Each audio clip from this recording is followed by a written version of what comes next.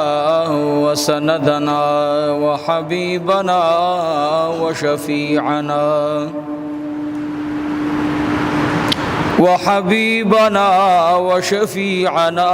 وكريمنا ورحيمنا ورحمتنا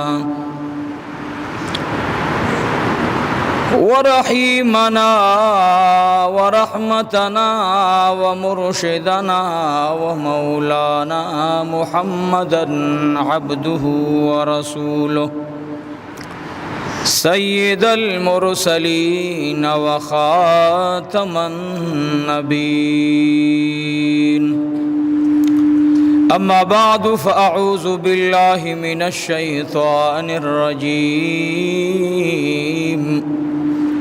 بسم الله الرحمن الرحيم.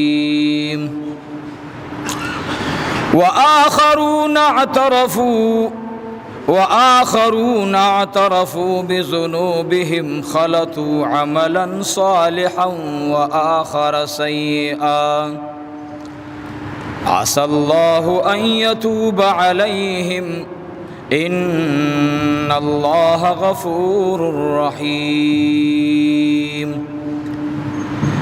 خذ من أموالهم صدقة تطهرهم وتزكيهم بها وصل عليهم إن صلاتك سكن لهم والله سميع عليم.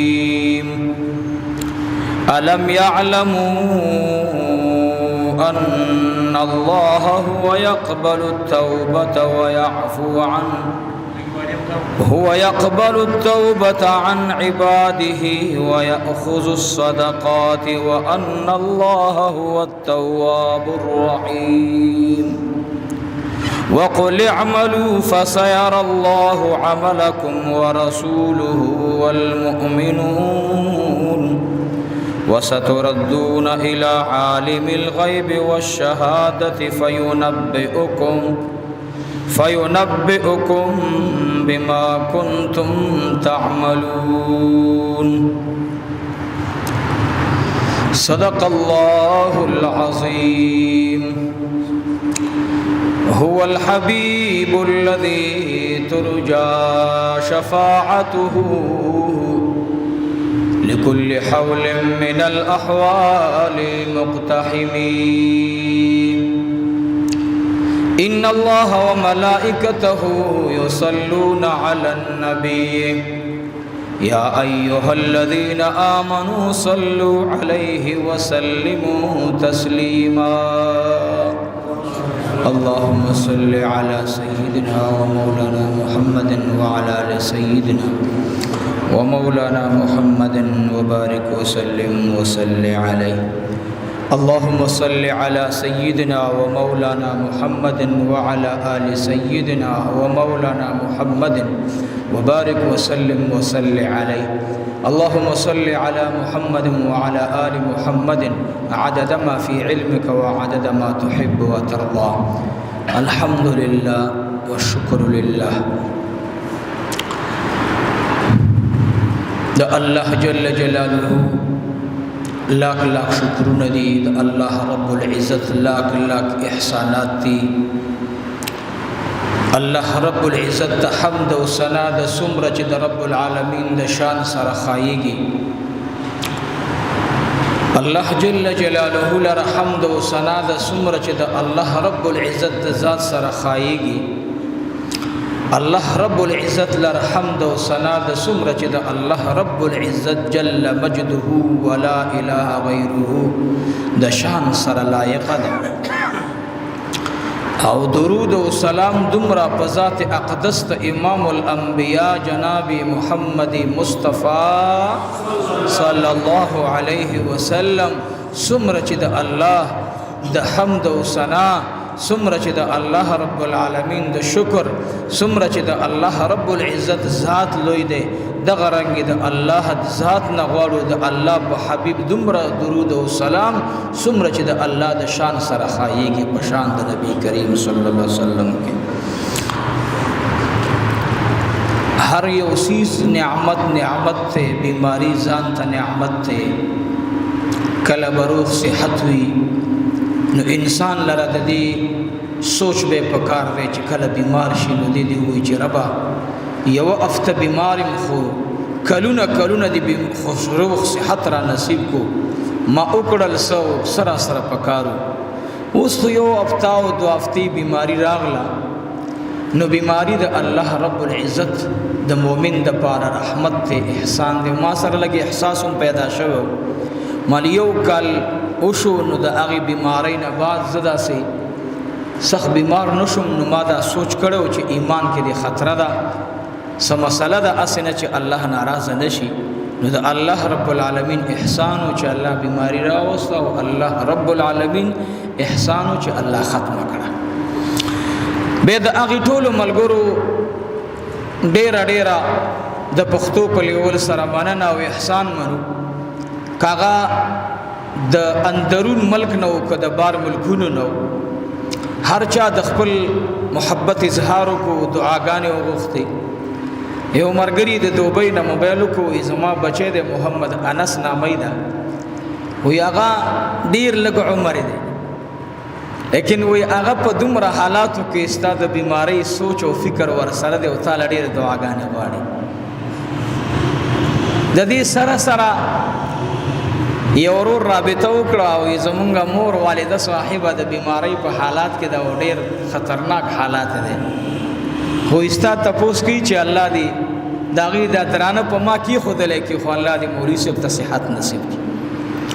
نو الله رب العزت نه دعا غواړم چې الله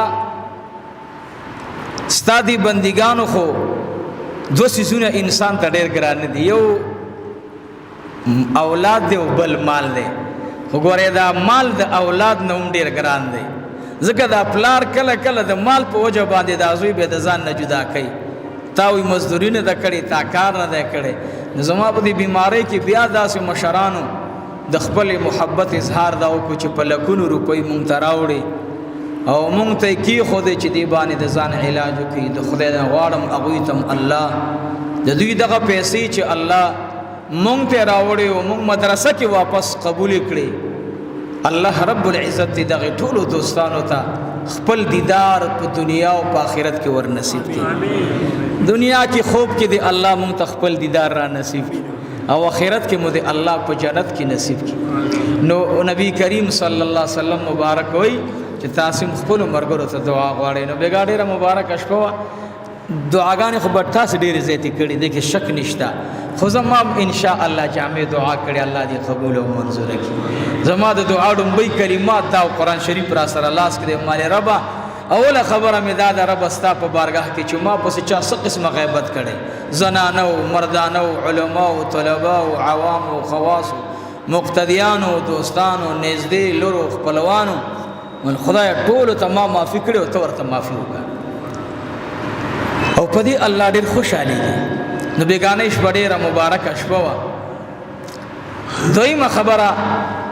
درېیمه خبره دا د عزیزانو چې موږ او تاسې له د الله جل جلاله د عظیم احکام چې دا موږ باندې الله لازم کړي او فرض کړي دي د دې خیال ساتل دي. یو د هغوی نه را روان ان شاء الله رمضان المبارک دی، روزه ده، حج دی، زکات دی، منځ دی. نو ما چې کوم آیاتونه مبارکه تلاوت کړل لومبي آیات کریمه کې الله رب العزت فرمایي دا په باره د بعضې کسانو کې د دې په نزول کې د علماو څو اقوال دي لیکن دا د عوامو مجموعه ده او زما بیانات عوام اوري نو هغه خبرې نه کوو چې کومې خبرې په منځ د علما خو لوی خلق دی. زرګران یو قسمه سونه وي او څو قسمه سامان ته جوړی خو سونه یوه وي دا د زرګر خپل کمال وي. د علماو په منځ کې اختلاف دا د علماو خپل کمال دی. یو زمونږ د دې وخت د دور اختلاف دی که نه رونو دې کې سره به خوند ډېر نه وي. خو داسې اختلاف دی که ما منې نو تا منم، که ما نه منې نو سره دې منم نه، ته دې په حق نو زه تا نه منم. نو دا اختلاف د ځان خبره ده. او د هغوی اختلاف په تحقیق کې و چې یاره هر یو غوښتل چې زه حقیقت میدان کې په دې سمندر د علم کې داسې جواهر د سمندر نه را وباسم چې د مخکیني عالم د ډېرې خوارۍ سره را ایستلي نه وي. خو چې کله هغه جواهرات د یو عالم مخې ته ایښودلی شوي نو هغې رد کړي نه دي، بلکې د هغې جواهراتو پسې هغه مزل کړی. د دې جواهراتو لاندې نورم جواهرات شته، نو هغې ورپسې بیا تلاش کړی نو بیا ورپسې نور جواهرات را ایستلي. الحمدلله علما ټول رحمت دی. علماو احسانات مونږ نشو منلی په ځان چې څومره را باندې کړي او هغه چې بس دا یې کړي نورې نه دي کړي، نه ډېر زیاتې کړي د هغې ذکر هم نشو کولی. نو اوس علماء کرامو ته هم دا درخواست دی چې د امت مخې ته هغه جواهرات او ملغلرې د جمعې په ورځ باندې ږدئ چې دا عوام ترې نه خوند واخلي، لذت پې حاصل کړي، سکون پې حاصل کړي. وروڼو مونږ او تاسې مونځ کوو ټول ووایي الحمدلله.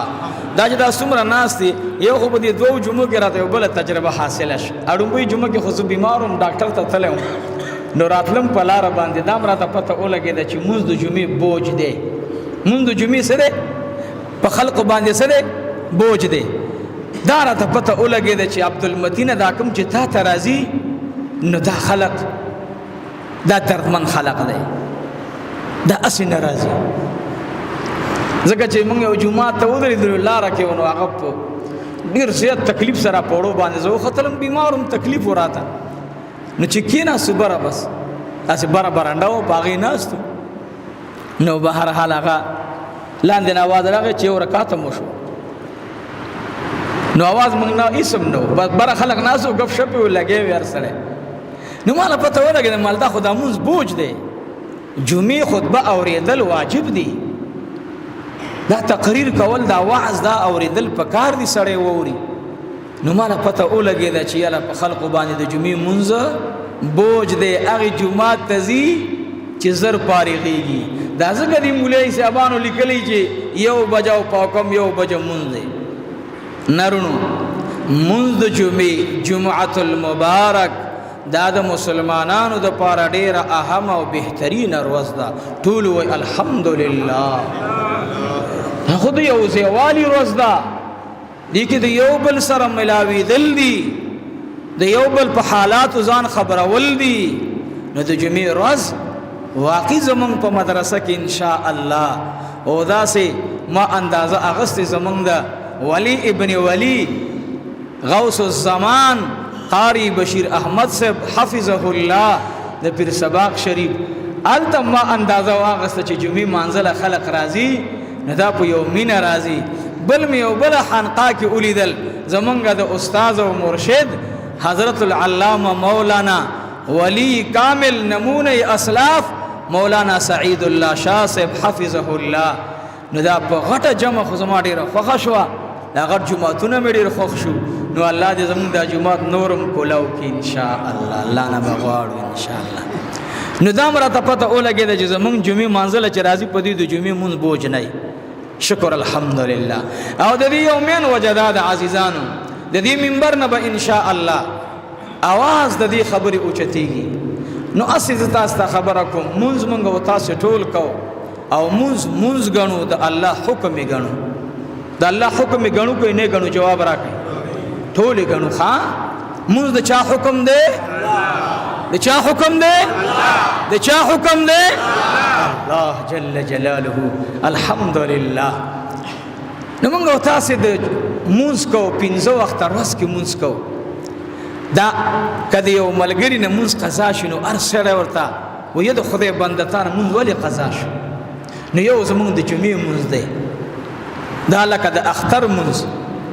مونږ د اختر په مانځه د جمعې په مانځه خطبه کې ساده خبرې کوو، دې ته تعلیم وایي. دا د حضرت شیخ مولانا محمد حسن جان شهید رحمت الله علیه استاذي و مرشدي دا دغه مبارک قولو چې دا د جمعې ورځ مونږ کوم بیان کوو دي تاسو وایي تعلیم څه ورته وایي تعلیم دا خطبه نه دا تعلیم دی نو دې تعلیم له تاسو راځي په دې نیت راځي نو که تاسو څنګه دلته د دې جهان دا مولان ټول کافر کو یو ځان درته مسلمان کم نو بس په دې تاسو فیصله وکړه چې دا ټول ټیک دی مولام دا ته ټیک نه بس خبره ختمه نو فلهذا د څومره علما چې د ټول خلیقا ټول علما په خپل خپل ځای باندې الله دې موږ سره غ درد او فکر پیدا کړي دویم موږ تاسو زکات ورکو څو ورکو زکات ورکو زکات د موږ په شانتي یو فرض حکم دی نو په زکات زمونږ په منځونو کې الحمدلله ورونه پښتون قوم ډېر تکړه دی په موږ کې د پنجاب والا ورونه کمزوري دي خو په زکات کې به تکړه دي زکات کې هغه تکړه دي موږ کې زمونږ پښتانه تکړه دي خو زکات کې زمونږ پښتانه کمزوري دي ورونو زکات ننم چې کوم مسلمانان ورکي او خوشحالي سره ورکي بس پوښه د زکات قبول دي ننم کې یو مسلمان زکات ورکي او زړی نه وي دا مال خو می پیسې لاړې او تاوان شو نو دا سړی پوښه چې د دې زکات قبول نه دي ورې کړی خو پښتانه یو متل کې وي هندوستړی او خدای ناراضه دویمه خبره چې زکات سره لازمی خبره ده چې زمونږ پښتون قوم په دې کې کمزور دی په دې نه خپکیږي تاسو یو مسافر دې نه خپکیږي موږ په زکات کې د خپلوانو خیال نه ساتو لونو زما مدرسه ده زما ارزه ګوره دا بیان وی دا یو خبره وره دا منبر دی سبا بسنیم دا خو الله دې ترا اوچت کړم دا دو جمعې د الله نه وخوخه ما خپل ډیر زور وکړ لیکن در په خوخه نه و ما باندې څومره درد تیر شوی زه بیماری لږ خراب کړم خو دې دو جمعې مونږ ډیر خراب نو دې منبر ته راخې جوړ د چا فضل دی نو کله الله جل جلاله دین د هغه په مقابله کې مونږ خپل ځان ته ترجیح ورکو دا بسې نه نو پښتون قوم زمونږ په خپلوانو باندې صله رحمی کمای زکات خپل ته کم ورکي خپلوانو ته زکات ورکوي ورونو مدرسې به الله چلای دا د خدای مدرسې دي دا د الله مدرسې دي او دا یو خبره زما ووري دا بیا سکل تازه کوم چې کومه مدرسه قرضار نه یو کومه مدرسه قرضار نه یو دویمه کومه مدرسه د مدرسې د تعمیر غیر ضروری اشیاء په مدرسه کې لګي اورونو په دغه مدرسو هم زکات نه کیږي او په دې محتمم سب هم زکات نه کیږي دا مسله یاد ساته جامعه محمدیه زنگلی نهر الحمدلله دی بیماری حالات کې پما رب العالمین درې غټ فرزونه وکړي چې په بری صغیر کې بداسه په بل چانه وي شوی زبنن د هغه نبی سنت ولې پټوم د کوم نبی چې په ما دومره احسان په دې بیماری کې وشو والله بالله د رب عظیم قران دی زما قسم وی چې کوم فضل الله د جناب رسول الله صلی الله علیه وسلم د محسن او مشفق پیغمبر علیه الصلاۃ والسلام د خانه وشو مونږ به ولې خبرې پټو ان شاء الله دین به بیانو څوک منی یا نه منی څوک خپکیږي دا ضروری خبره نه ده چې دین بیانېږي او ټول خلک خوشاله هم خلک خپکیږي نو مسله دا ده که مدرسه قرضدار نه زکات پی نه کی پند شي جمع کول مولوی صاحبان کې دې شپه دې مان خپش نه دي خپکی لکه او زما مدرسه کې دومره پن پروت چې زما د دې میشه تنخواه ور باندې وشوه نو کو زکات قبولوم د دې لپاره چې د بلې میشه زکات ما ترګه دا زکات نه کی تبه خو بس کیږي دو خو تراغلی او ته زکات ناری مولوی سے بل میشته به تمانه زکات غواړي ما سره بنئ نو ولې دا زکات ته یوازې مال خدای درکولای شي ستا په شان دی به بل مسلمان الله را ولې دا غي میشته زکات باغه برابر کی که زما عقیده دا جوړه چې د دې میشته د اوکو د دې میشته به دای دا نه دا وای دا نه دا وای دا نه دا جی څه وای دا یو کس په الله برابر کی خو چې د زکات راوړو چې مولوی صاحب دا والا او ما د مدرسې قرض نه وا زما د مدرسې ضرورت په دغه وخت کې دغه موجوده وخت کې نو دا زکات مال نه دی پکار، دا پکار دی خپل بچی لا وراره بچی لا نه وراره غریب دی، خورای دی غریب دی، ګوان کې غریب دی، هغه له ورکي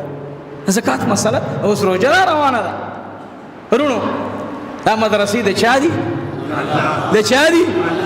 بس ما خو یقین جوړ دی چې کله ستا دا عزم او اراده مضبوطی چې زه به مسله حق بیانوم او نوره مې د خدای په ذات عقیده جوړه ده، الله ډېر غیرتي دی، ستا او زما څه غیرت دی مړه، قسم دی زمونږ څه غیرت دی، غیرت خو مې د رب دی، څومره غیرتي ذات دی.